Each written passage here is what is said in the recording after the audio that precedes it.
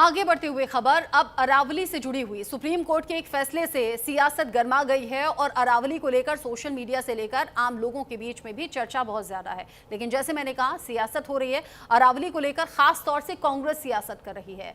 अरावली को लेकर सियासत गरमाई। राजस्थान के पूर्व सीएम अशोक गहलोत का नाम इसमें सबसे ऊपर फिलहाल चल रहा है। पर्यावरण के नाम पर बीजेपी पर निशाना साध रहे हैं, लेकिन सच्चाई कुछ और ही है। बीजेपी का आरोप है कि अशोक गहलोत को अरावली नहीं बल्कि अपनी राजनीति की चिंता है। अशोक गहलोत ने पर्यावरण के लिए कुछ भी नहीं किया। अरावली का मुद्दा सिर्फ वो अपने सियासी फायदे के लिए उठा रहे हैं। अशोक गहलोत का विरोध सिर्फ राजनीति में हलचल बनाए रखने की एक कोशिश नजर आती है। अशोक गहलोत की कथनी और करनी में अंतर किस तरह से है, रिपोर्ट देखेंगे तो समझ पाएंगे।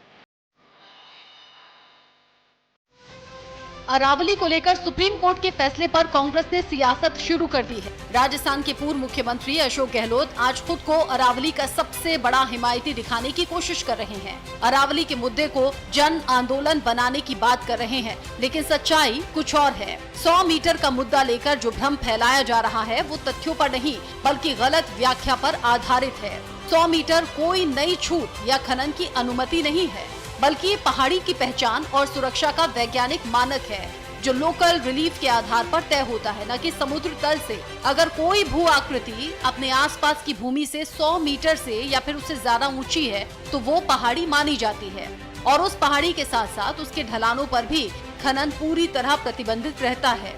इसके अलावा दो ऐसी पहाड़ियों के बीच 500 मीटर के दायरे में आने वाला पूरा क्षेत्र पर्वत श्रृंखला माना जाता है, और वो भी खनन से सुरक्षित होता है।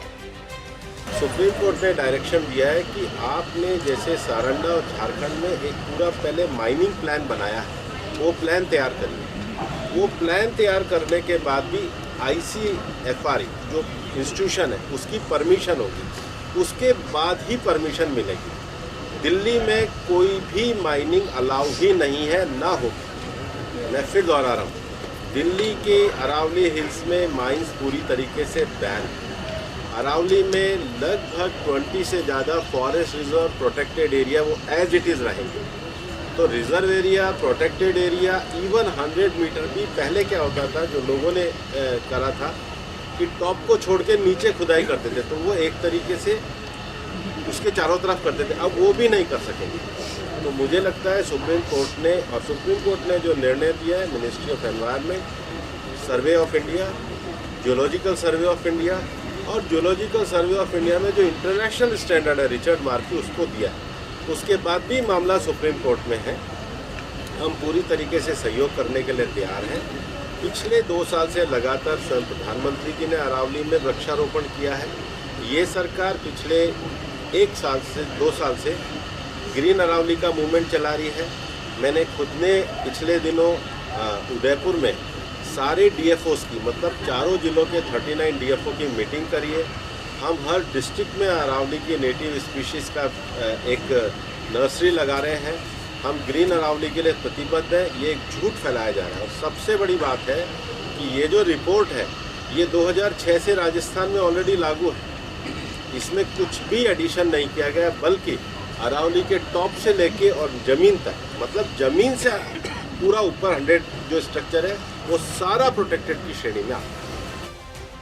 1968 के भूमि सुधारों के आधार पर अरावली की सीमाओं और श्रेणियों को लेकर जो लचीलापन आया उसे 2002 में उसी सरकार ने स्वीकार किया था, जिसके मुख्यमंत्री कांग्रेस के अशोक गहलोत थे। बीजेपी का आरोप है कि अशोक गहलोत ने अरावली की सुरक्षा को दरकिनार कर सिर्फ आर्थिक गतिविधियों को प्राथमिकता दी। गहलोत जी कहूँगा कि कभी कभी अपने इंट्रोस्पेक्शन कर लिया करें। ये जो 100 मीटर के दायरे में खनन का विषय है, जिसके ऊपर पे बहुत सीना चौड़ा करके अशोक गहलोत जी अपना ट्वीट कर रहे हैं। 2002 में अशोक गहलोत जी ने जब स्वयं मुख्यमंत्री थे इसको स्वीकार किया। अभी भी सुप्रीम कोर्ट ने जो फैसला दिया है उसमें बंद करने खोलने का नहीं कहा। केंद्र सरकार को कहा है कि इस पूरे विषय को लेकर के आप एक पूरी योजना बनाएं, योजना बना करके पेश करें। योजना बनने का काम चल रहा है। ये केंद्र की सरकार है, जिस केंद्र की सरकार ने अभी भी जितने भी अरावली की पर्वत श्रृंखला है वो गुजरात में जाती है, राजस्थान में जाती है, हरियाणा में जाती है, दिल्ली में जाती है, ऐसे 4 राज्यों से निकलती है। और उस पर्वत श्रृंखला का अधिकतम जो उपयोग है अभी जो हो पा रहा है वो 1% से लेकर के, बल्कि कुछ पॉइंट समथिंग से लेकर के और 1.5-2% तक का उपयोग है। 98 से कुछ अधिक % तक का उपयोग इस अरावली पर्वतमाला का कोई दोहन कर ही नहीं सकता। बीजेपी के वरिष्ठ नेता राजेंद्र राठौड़ ने अशोक गहलोत पर निशाना साधते हुए कहा कि 100 चूहे खाकर आज बिल्ली हज पर जाने की बात कर रही है। अरावली और खनन पट्टों को लेकर वो झूठ बोल रहे हैं, वो लोगों को बरगलाने का काम कर रहे हैं। उन्होंने सेव अरावली की डीपी तो लगा ली, लेकिन पार्टी नेताओं ने ही उन्हें फॉलो नहीं किया। गहलोत के राज में ही करीब 700 पट्टे जारी किए गए थे। सरकार के गतिशीलता को देखते हुए प्रतिपक्ष को जब कोई ऐसा मुद्दा नहीं मिला तो चाय के प्याले में तूफान खड़ा करके ऐसे मुद्दे जिन मुद्दों के जनक वो खुद हो उनको गढ़ने का काम अब प्रतिपक्ष के लोग कर रहे हैं। सेव अरावली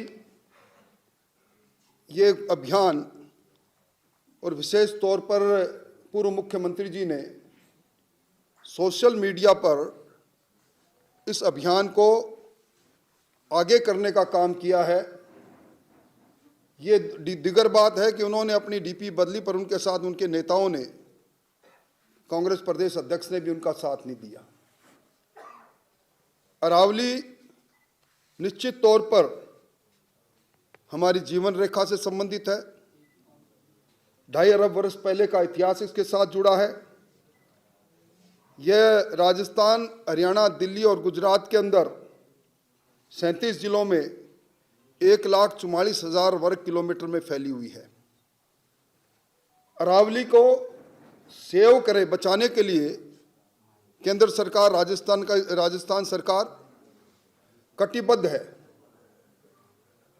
और जितनी चिंता इस समय केंद्र सरकार कर रही है किस प्रकार अरावली को कार्बन क्रेडिट के माध्यम से हरा भरा किया जाए, उतनी आज से पहले कभी नहीं हुई।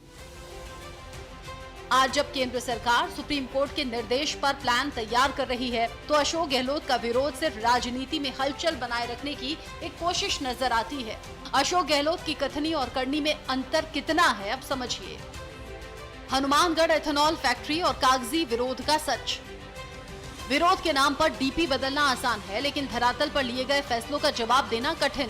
हनुमानगढ़ में जिस एथेनॉल फैक्ट्री के नाम पर बवाल है, कांग्रेस सियासत कर रही है। उस फैक्ट्री की भूमि आवंटन की प्रक्रिया गहलोत सरकार के समय ही पूरी हुई थी। वन्य जीव संरक्षण और ग्रीन वॉल की हकीकत। बीजेपी का आरोप है कि कांग्रेस के समय में वन क्षेत्र सिर्फ कागजों पर सिमटा रहा, जबकि मौजूदा समय में वर्तमान सरकार अरावली ग्रीन वॉल प्रोजेक्ट 2025 के तहत 5 किलोमीटर के बफर जोन को पुनर्जीवित किया जा रहा है। प्रदूषण और भविष्य की चिंता पर दोहरापन। अरावली एनसीआर के फेफड़े हैं, बिल्कुल सही है, लेकिन इन फेफड़ों को कमजोर करने का काम कांग्रेस की सरकार ने अरावली की गोद में अनियंत्रित शहरीकरण और औद्योगिक इकाइयों को मंजूरी देकर की थी। नरेंद्र मोदी जी के नेतृत्व में केंद्र सरकार आने के बाद आज कांग्रेस से तुलना करें गहलोत जी आपके समय से, तो राजस्थान में रिजर्व एरिया बढ़े हैं। और आप तो जानते हैं कि जहाँ जहाँ रिजर्व एरिया हैं उन रिजर्व एरियाओं के आसपास माइनिंग नहीं हो सकती, फॉरेस्ट का तोड़ नहीं सकते किसी तरह का। ये वो एक पर्वत श्रृंखला है जहाँ मंदिर भी हैं, जहाँ रिजर्व एरिया भी हैं, जहाँ बड़े बड़े किले भी हैं, टूरिस्ट के सेंटर्स भी हैं। इन सब के आसपास की पैराफेरी में किसी प्रकार का खनन का काम नहीं सकता। गहलोत जी आप जिम्मेदार नेता हैं, लोगों को गलत तथ्य देने के स्थान पर आपने जो गलतियां की है उसके लिए क्षमा है। बीजेपी का आरोप है कि अशोक गहलोत और कांग्रेस का सेव अरावली अभियान उनके पिछले 5 सालों के कुशासन और पर्यावरण के प्रति उदासीनता को छिपाने की एक कोशिश है। अशोक गहलोत को अरावली की नहीं, राजनीति की चिंता है। Bureau report, news India.